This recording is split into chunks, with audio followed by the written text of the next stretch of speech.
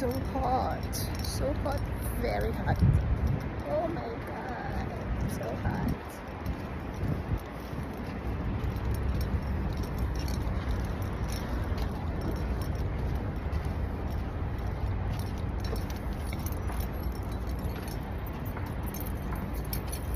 I have no choice.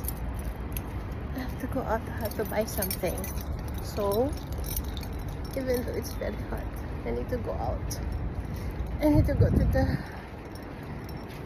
hypermarket. OMG!